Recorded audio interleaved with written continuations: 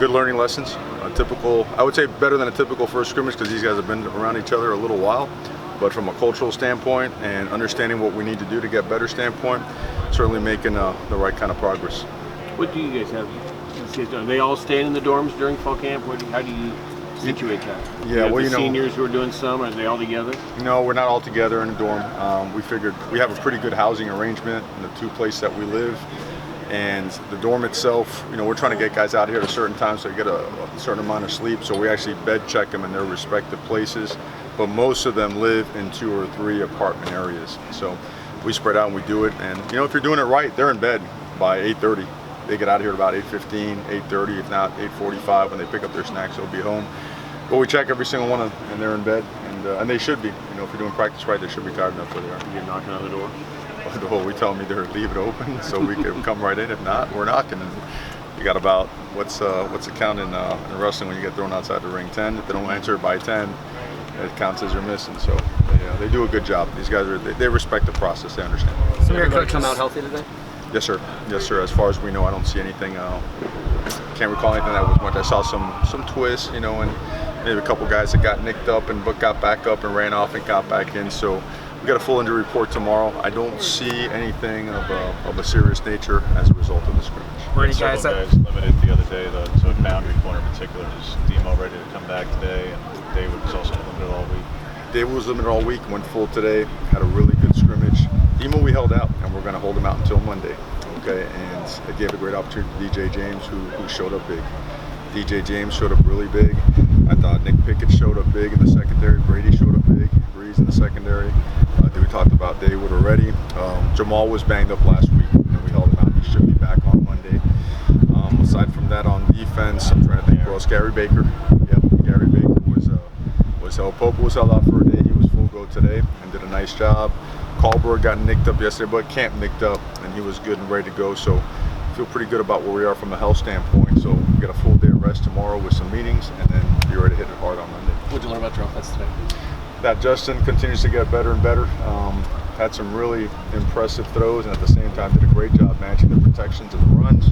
We dropped some balls today. We also made some monstrous plays. Johnny Johnson really played big today.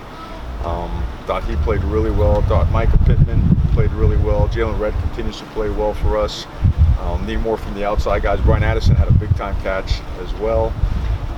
Those guys are really pushing each other. The competition has really helped. I'm trying to think who else. The tight ends, Jake Breland continues to have a really strong camp. Kent Moore had a couple of grabs as well. The backs did a nice job today as well. The backs did a really nice job in protection, getting out, getting the ball in their hands. So we spread the ball around pretty good, and I thought both sides kind of took turns, and we had every kind of period imaginable, from going tempo, from the red zone, coming. You know how we do scrimmages, right? It's pretty extensive, huh? I love it. You don't like it. I don't say I don't like it. So. You guys debated to play Addison in the bowl game, and then you talked about how he had an early good spring, and then he broke his thumb. Yeah. How has he kind of progressed in this first week for you guys?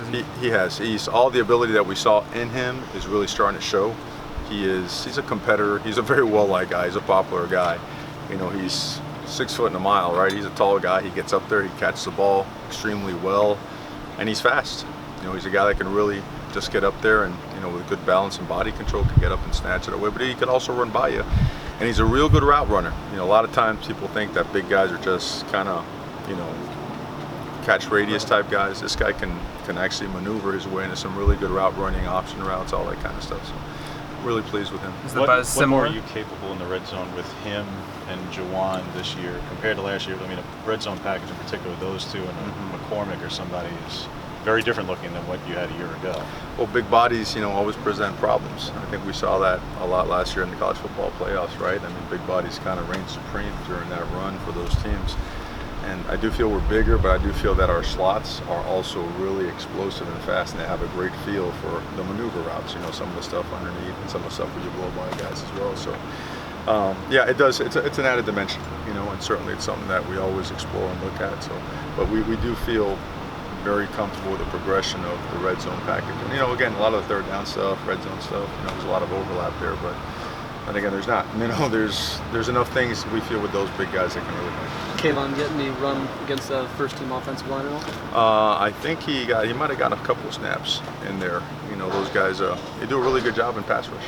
They really have. And I think Lamar's just having an outstanding camp. Lamar Winston continues just to bring it every single day, as a leader as well, which is the most impressive part. He really, him and Jalen Redd they've gotten together. They've made that decision that they're going to elevate the culture and that they're going to elevate their accountability and level of play. And those two guys have been outstanding. And I know they're on opposite sides of the ball, but that's okay. We encourage that. And Lamar's done really, really well. All those guys, Blackhawk has done a great Bryson, Gus has done a good job. Carlberg, Jordan continues. He looks like he's in good shape, and he knows that he has to continue to get to elite condition to be the best player he can possibly be. He's had a strong camp. Troy's had an excellent camp. Isaac Slade had a big interception today, a real big one as well. He could run. He's a fast guy. He's good in coverage. He's good playing the run. He's good bringing pressure.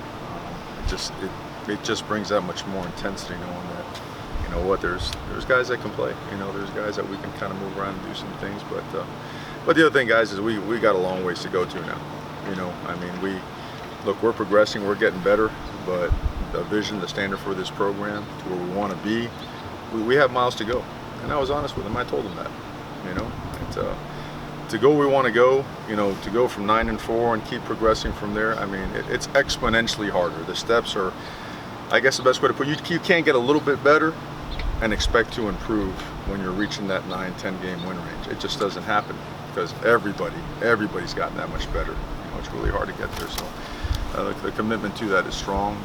The awareness of what needs to be done is real. And we're in camp, man. We're in camp. Ladea, come up for air tonight and tomorrow morning, and then right back in the submarine, go back down. So it sounds like Kayvon still needs a little bit of work done. Well, I'm not saying that I'm talking about the whole team in general. Kayvon's done a great job. He's had a great camp. So what was your assessment of him today? Well, I'll have to watch the film. You're on the Kayvon trip, aren't you? What's 3 weeks, I'll watch the film. I'll call you later. 3 weeks. Add to that, it's 3 weeks from today. Is the first one. Does that become a bit of a milestone? Do these Saturdays become, hey guys, you got to kind of realize where you're at 3 weeks, 2 weeks, 1 week? That's probably a pretty good explanation of it right there. I think you always you like to give it 2 or 3 days to really pinpoint the things that you need to get better at, that you really need to focus on without focusing on 25 things. And we have, in our mindset, we have 12 playoff opportunities. Every single week is one, right? And nowadays what college football has become, any game could knock you out at any point in the season, conference, out of conference. So our guys treat it as such, but the whole focus on the opponent thing, there's urgency, there's a complete awareness. No one's denying that there's a big game coming up, but I can promise you this, that the focus and that the details of what we're doing are completely on what we have to do, on our techniques, our fundamentals, and our scheme. Is there carryover from our opponents in week 1? Probably 2 and week 4? Absolutely.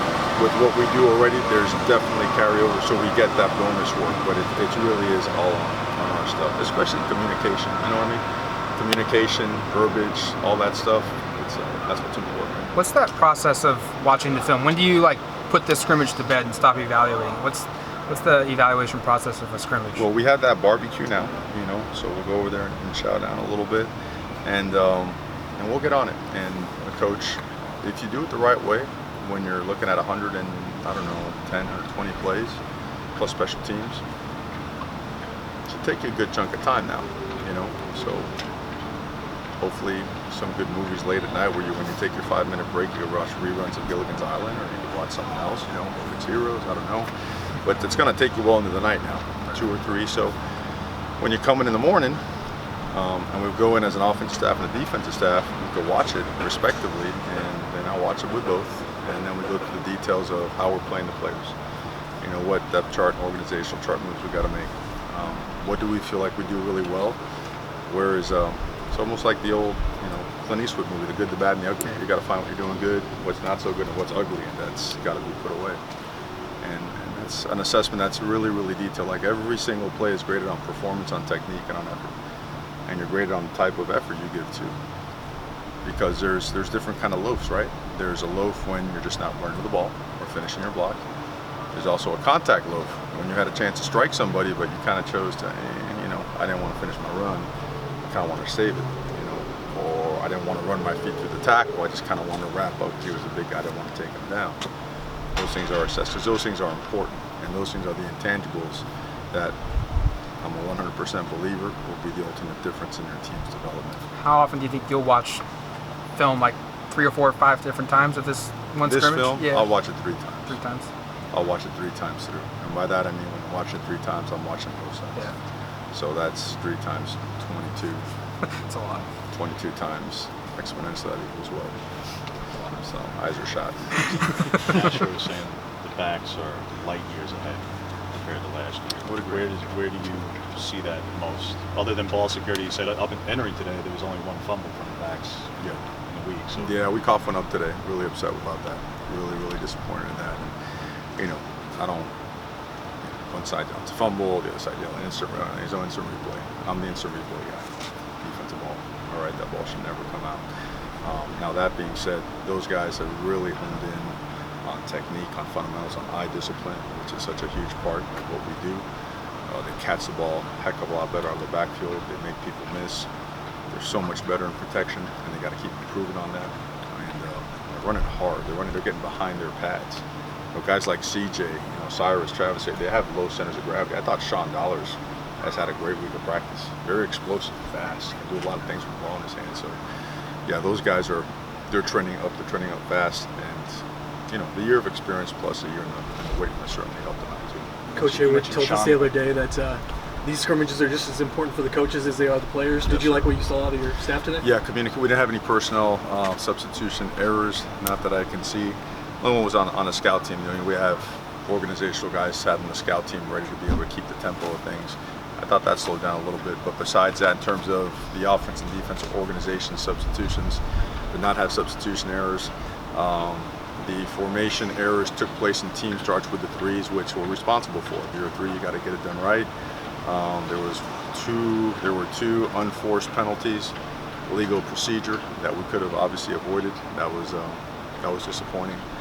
And then we played some pretty clean football aside from that. There was pass interference in or someone, a really tough contested ball. Thought it could have gone either way. We're doing a better job with our hands inside. We're having referees just every single day. Just, if it even looks fishy, just go ahead and flag it. It's paying off. I think it's paying off. You mentioned Sean, a couple of the freshmen. How do you think the newcomers handle themselves in general today? I think they did a great job. I do. I know I mentioned his name already, man, but DJ James now. You guys are playing some really good football. Mikel Wright's playing really good football. Guy to mention too is Khalif now. Khalif is, I know hasn't been mentioned a bunch. That guy's he's playing really good football. Mace Funa is the guy that needs to be mentioned. Mace is really Keon. Keon is really playing good football up in there. So is Christian, Brandon. The list goes on. We mentioned Kayvon. We mentioned Kayvon. Jonah. Jonah is a really, really talented guy. I wish he didn't miss those couple weeks of the summer because he has a lot to catch up on, but he's catching up fast. But Sean has done a good job. Patrick Herbert. These are guys that are going to help. They're going to help. They're going to do a really good job. And Delgado, I want to give him some props because that guy, his ankle, he really twisted it pretty good early. He could have very easily milked that thing the whole week. That guy was out there, whether he had a limp, whether he had to hop on one leg, he just fought through and found a way to get it done, and I thought that was impressive. JR really flashed on special teams too now. Triquez actually jumped at safety in that corner. I'll keep you guys here all night. I could go right down the list.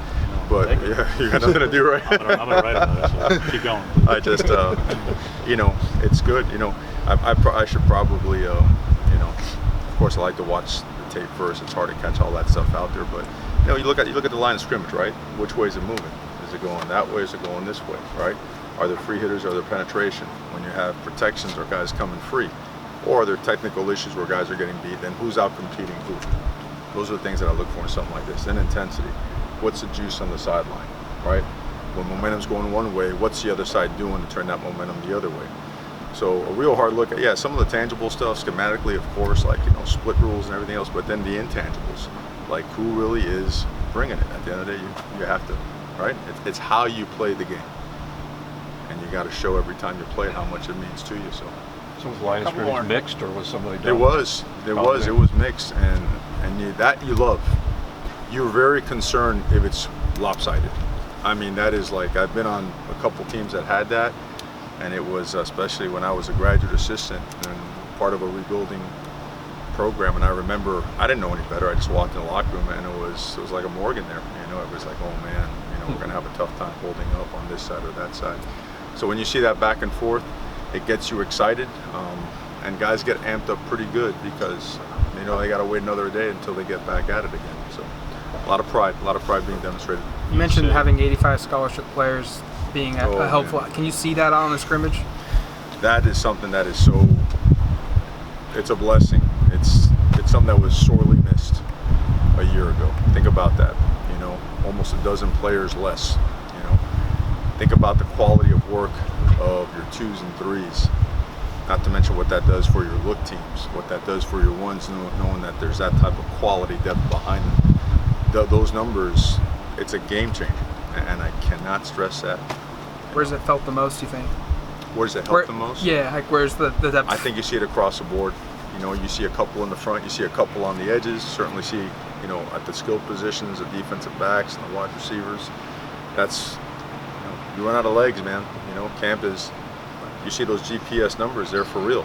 I mean, we're running a lot of high-speed yards, a lot of mileage on those guys, and we've got to take care of them. We can't overrun it, but at the same time, you can't give in to the mentality that, oh, it's too much. We're going to push them right to the edge, and then we're going to have a breakthrough. We're not going to have something that breaks down, but we got to take them to the edge. That's where that big old sports science center behind it helps out. The thing's really just. You said in Last LA one. that there's 15% left to install defensively. You know, the first week, since it's not full pads until the later half, it usually doesn't come the first week. So is Andy doing the dime and those other packages as exotics this week coming up? Yeah, we did some. You know, we did some today, as a matter of fact. It's tough stuff now. You know, all those things that challenge your protections. All of them too. Your 5, 6 man, 7 protections. Your disguise looks. You know, you name it. I mean, it was thrown.